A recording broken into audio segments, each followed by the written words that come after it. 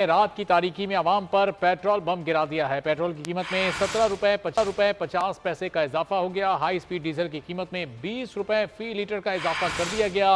वजारत खजाना ने नोटिफिकेशन भी जारी कर दिया है। कराची से बोल न्यूज के नुमाइंदे सालिक शाह हमारे साथ मौजूद हैं, उनसे मजीद सूरत हाल जानेंगे, जबकि लाहौर से अली चौधरी भी हमारे साथ मौजूद होंगे। सालिक, बताइएगा, कराची में शहरियों को पता चल चुका है कि अब पेट्रोल महंगा मिलेगा, क्या रद्द-ए-अमल है उनका?